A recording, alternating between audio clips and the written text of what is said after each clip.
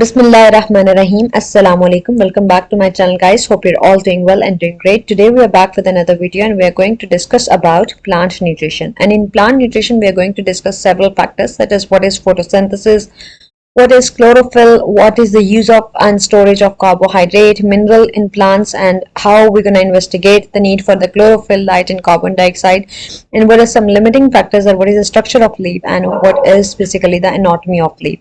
All of these factors we are going to study in the plant nutrition. First thing first, the very simplest thing that we're going to see that what is photosynthesis. But before going to discuss about photosynthesis, we're going to see what is plant nutrition. As we already know that the plants are autotrophs. Autotrophs are those organisms which can prepare their own food, whereas heterotrophs are those organisms which cannot prepare their own food. And in heterotrophs category, animals are majorly included, that animals cannot prepare their own food, cannot make their own food. They can get their food from the plants. So we can say that the plants are autotrophs. The second thing is plant nutrition, how plants obtain food or how plants get their food. So plants get their food or plants make their food by a process called as photosynthesis. It is a combination of two words. Photo mean light and synthesis mean manufacturing something to prepare. Make sure to make notes of all these points. It's gonna help you in the Cambridge exam. So the photosynthesis, as I'm talking about photosynthesis, so firstly let me show you what is photosynthesis and how this process can be done by the plants. So here you're gonna see that the plants can perform the process of photosynthesis because they obtain their food from this. And what is their food? This glucose is their food, and they store their food in the form of starch. So plant get carbon dioxide from the environment, they get water from the root, and in the presence of light, in the presence of sunlight, and in the presence of chlorophyll pigment, plant make glucose. They make a large amount of glucose, and when many glucose units combine, they are considered as carbohydrates. Carbohydrates are basically the sugars, and these are the simplest sugar, and the simplest form of carbohydrate is basically glucose, and glucose provide energy to the plant as well as to the animal. As well as they release oxygen.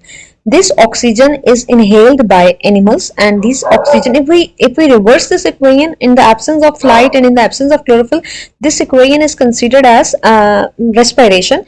But if we right now we're gonna say that the photosynthesis is a process in which carbon dioxide combined with water in the presence of light and in the presence of chlorophyll, they make glucose and oxygen. And in a new equation there is also the addition of water and energy as well.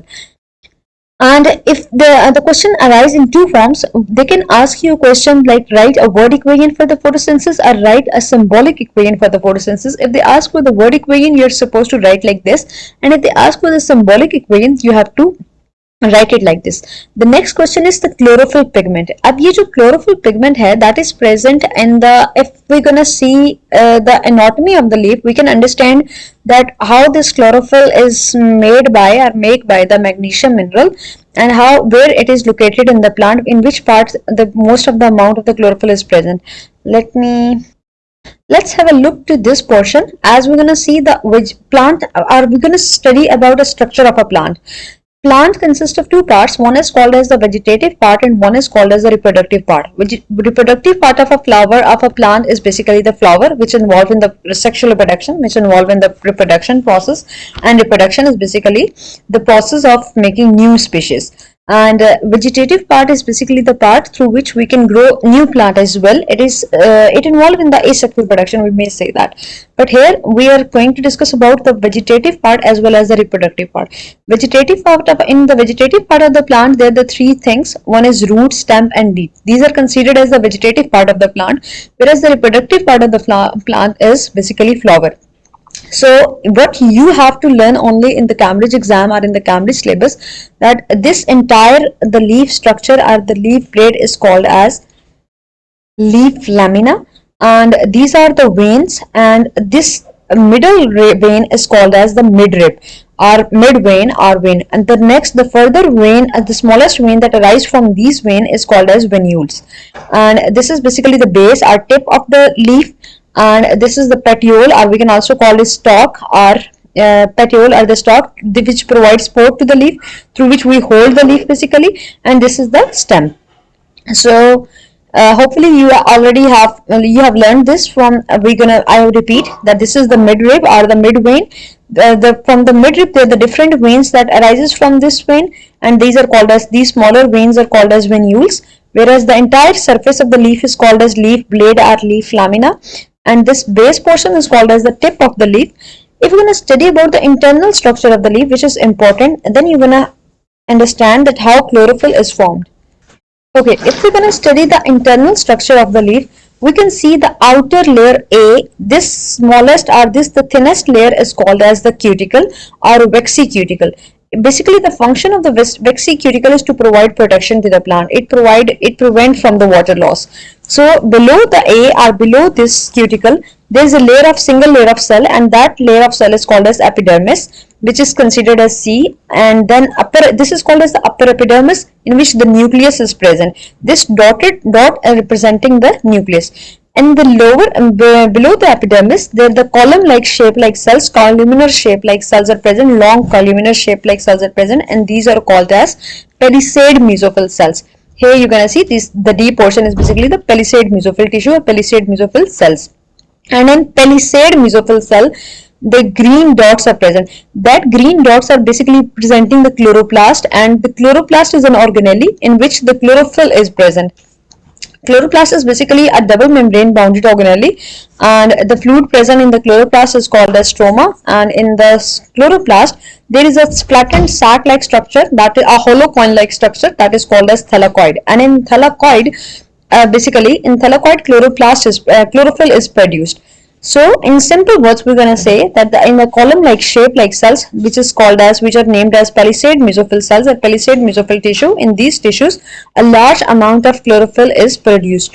But how this chlorophyll is produced in the large amount in the palisade mesophyll cell? With the help of magnesium. There is a mineral in the soil, and that mineral is called as magnesium. Magnesium is involved or helps in the formation of chlorophyll.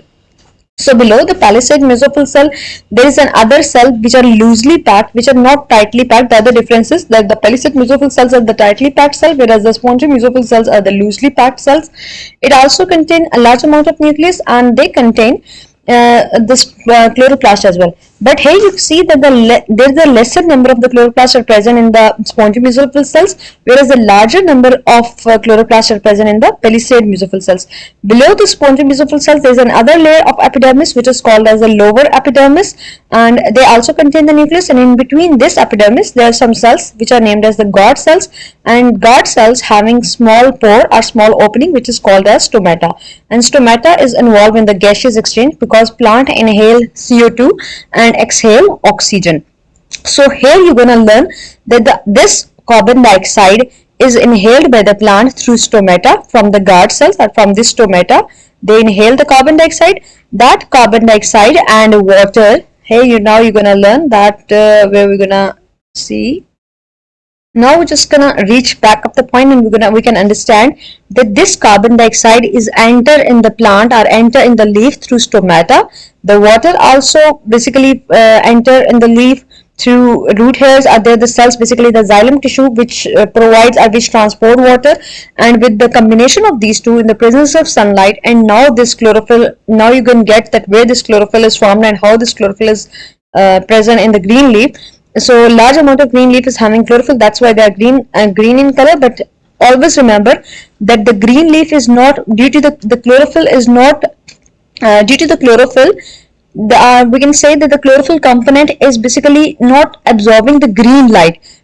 They are absorbing the red and usually the blue light. They're not absorbing the sunlight. Is not the wave that is absorbing by the plant is not the green light. They are absorbing usually red and blue light, basically a red and blue wavelength. So the basic thing right now you just need to understand is basically that the carbon dioxide combined with the water in the presence of sunlight and chlorophyll, they make glucose and oxygen, and in the newer equation there is water as well as energy. So hopefully this phenomena is clear. I will catch you in another video. Thank you so much. Allah Hafiz.